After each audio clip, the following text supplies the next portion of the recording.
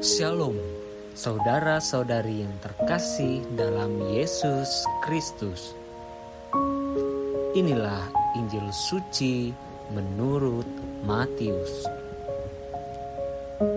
Setelah Yesus pergi dari situ, ia melihat seorang yang bernama Matius duduk di rumah cukai.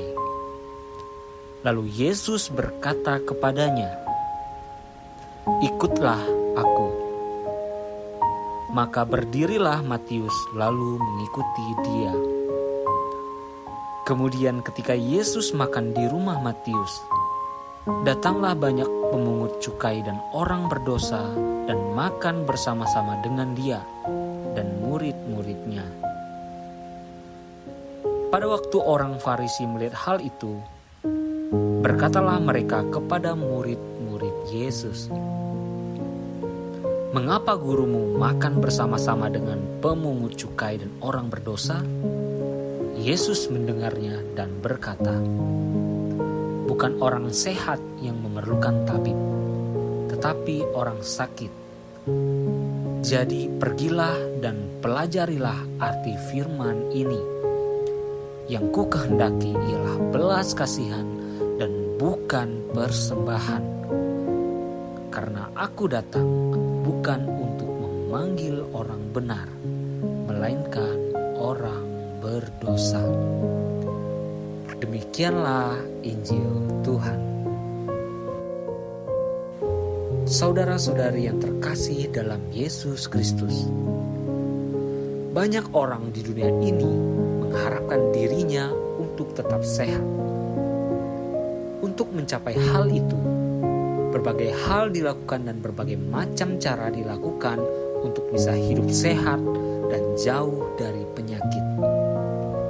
Banyak juga orang yang ketika sakit sedikit langsung pergi ke dokter, ke puskesmas, dan rumah sakit untuk periksa diri dan lain sebagainya.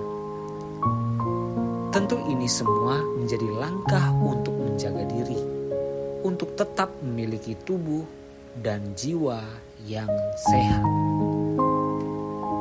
Demikian pula dengan keselamatan.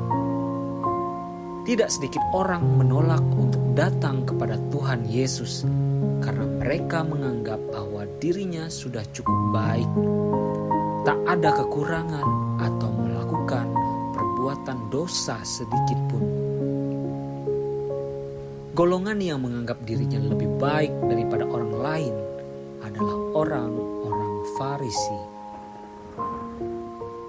Orang-orang Farisi beranggapan bahwa orang berdosa itu tak mungkin akan baik dan bertobat. Ketika melihat Yesus makan bersama-sama dengan para pemungut cukai dan orang berdosa, orang Farisi menunjukkan ketidaksenangannya dengan berkata, "Mengapa gurumu makan bersama-sama dengan pemungut cukai dan orang berdosa?" Matius bab 9 ayat 11. Adalah mudah bagi kita untuk melihat kelemahan, kekurangan dan juga dosa yang diperbuat oleh orang lain. Kita dengan gampangnya melontarkan kritikan atau menghakimi mereka dan menganggap diri kita ini lebih benar dari mereka. Tuhan Yesus berkata, "Janganlah kamu menghakimi, maka kamu pun tidak akan dihakimi. Dan janganlah kamu menghukum, maka kamu pun tidak akan dihukum." Mengapakah engkau melihat selumbar di dalam mata saudaramu, sedangkan balok di dalam matamu sendiri tidak engkau ketahui? Lukas bab 6 ayat 37. Tuhan Yesus juga menegaskan bahwa ia datang bukan untuk memanggil orang benar, melainkan orang berdosa.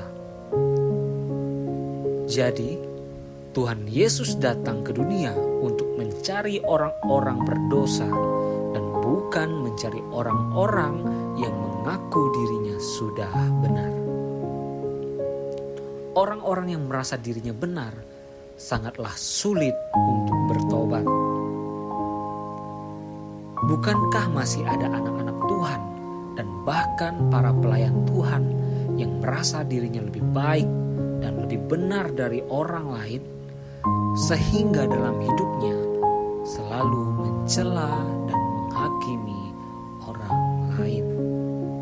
Demikian saudara-saudari yang terkasih, Renungan Katolik untuk hari ini Rabu 21 September 2022. Tuhan Yesus memberkati kita semua. Amin.